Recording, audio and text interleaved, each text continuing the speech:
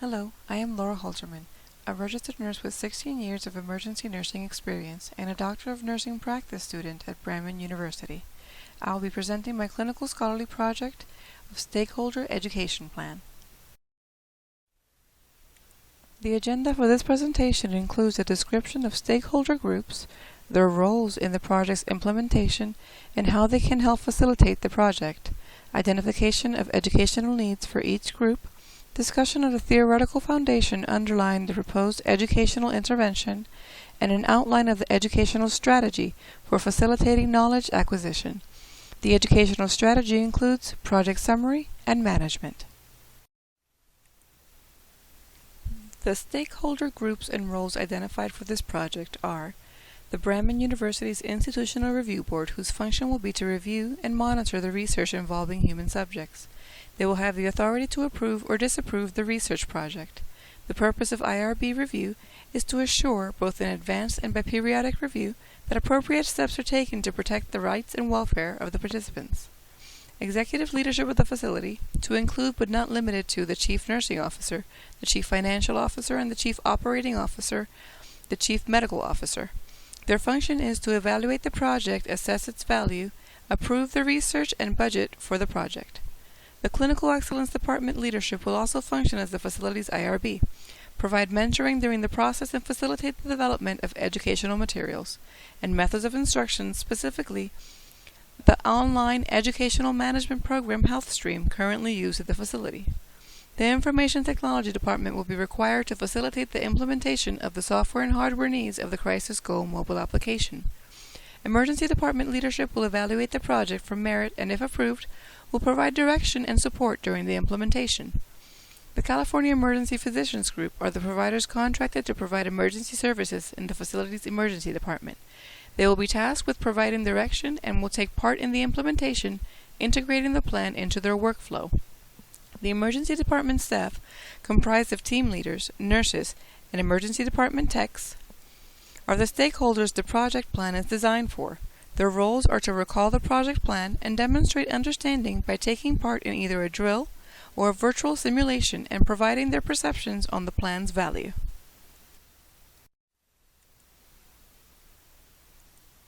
Regarding stakeholder educational needs, they were divided into two main groups to facilitate the development of the educational strategy. For leadership, a high-level education plan will be designed, and it will include the project plan summary and management, education and training on the 15-50 Mass Casualty Incident Response Plan, and Crisis Go mobile emergency response application that will be provided, tailored to the group. I'll discuss those in a moment. Cost-benefit analysis will be prepared and presented for assessment of the project value, implementation feasibility, and approval. For the emergency department key leaders identified as the nursing coordinators and team leaders, the education will be provided with more in-depth education and training on the 15-50 Mass Casualty Incident Response Plan and specifically the Crisis Go mobile emergency response application. The emergency department staff will be provided with a more in-depth education and training on the Mass Casualty Incident Response Plan.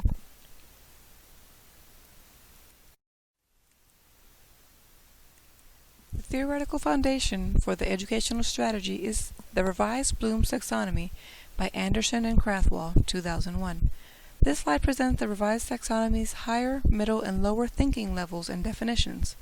Bloom's taxonomy was created in 1956 under the leadership of educational psychologist Dr. Benjamin Bloom to promote higher forms of thinking in education, such as analyzing and evaluating concepts, processes, procedures, and principles rather than just remembering facts.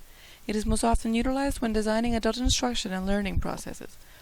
3 learning areas or domains were identified in this process, and they are cognitive, affective, and psychomotor.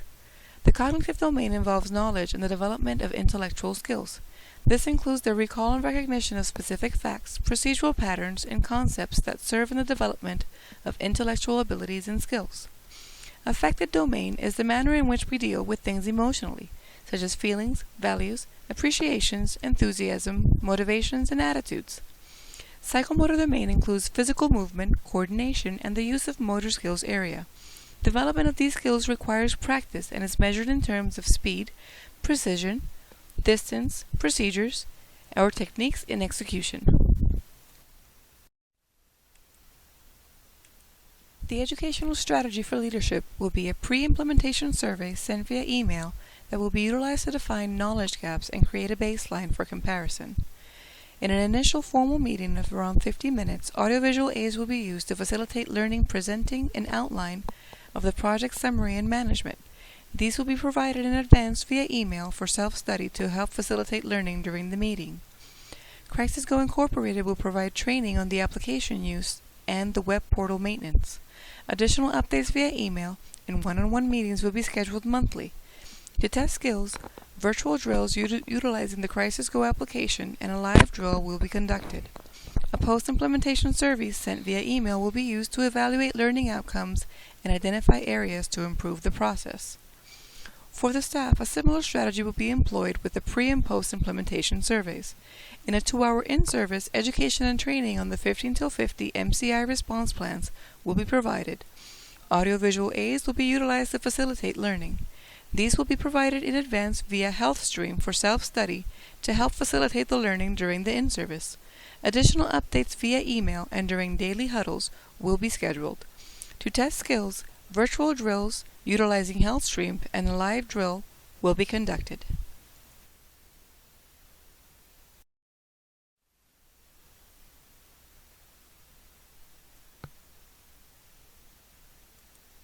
For the project summary, it includes planning phase, where I identified and assessed the need for process improvement, conducted an extensive literature review, evidence synthesis, and federal accreditation organization analysis, where the consensus was that there was a call for improved disaster preparedness and management. The design was grounded on evidence-based practice and state best practice initiatives. A clearly defined and written plan will be developed for standardization and sustainability of the project. The implementation phase. Phase 1, education and training on the 15-50 MCI response plan and the Crisis Go mobile application will be customized and provided to the stakeholders. In Phase 2, virtual drills will provide hands-on practice. In the evaluation phase, Phase 1, pre- and post-survey will be provided to the stakeholders to define knowledge gaps and create a baseline for comparison of perceptions. In Phase 2, a real-time drill to be carried out to evaluate a plan and assess areas of improvement. The goal of the project being providing value-added service and improving staff and patient satisfaction by improving disaster preparedness and management in the emergency department.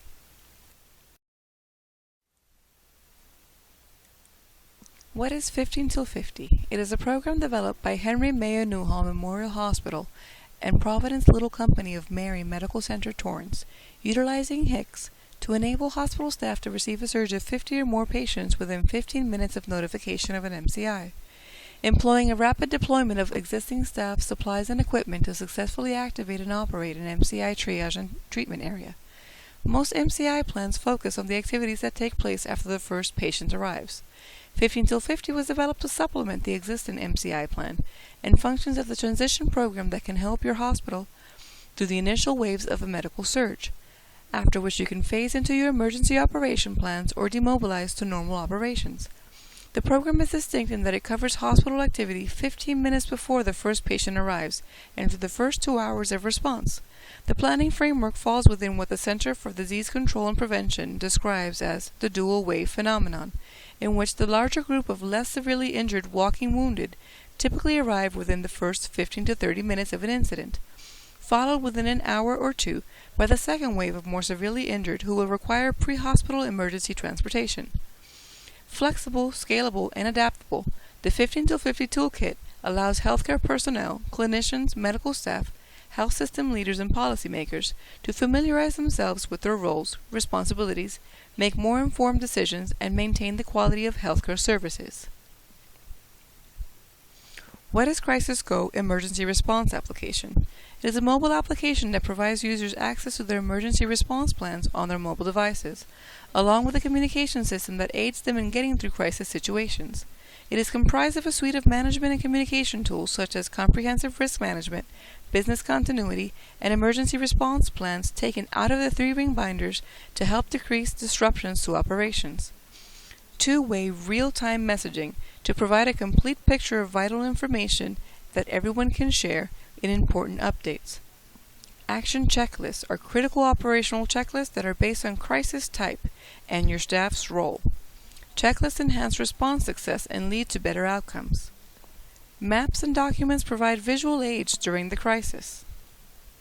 Emergency contacts connect the correct people in your organization with the outside responders, maintaining a single emergency responder contact list so all staff can have up-to-date phone numbers and email addresses.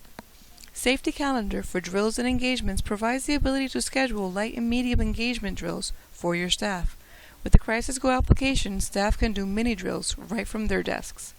Security and data protection. The Crisis Go application requires a username and password to access any information within the app. Users can be disabled through the Crisis Go web portal, and the user will no longer be able to access the information in the application. All history from that user remains stored in the web portal. With the Crisis Go reporting console, managers can simply fill in the fields to create incident reports for police, governmental entities, and state agencies. For project management, an interdisciplinary team was formed to address disaster management for the facility. It is comprised of leaders and representatives of the facility's different departments. Myself, as representative and project lead for the emergency department, will assemble a team to include manager, a nurse coordinator, team lead, nurse, emergency technician, and a provider, a nurse practitioner, for the emergency department portion of the project plan, establishing a schedule for meetings, defining team member roles, duties, and workload, project timeline, implementation and evaluation, and methods of communication within the team. As mentioned previously, regular process reports will be made available to stakeholders of the project via email and one-on-one meetings. This concludes my presentation. Thank you for your time.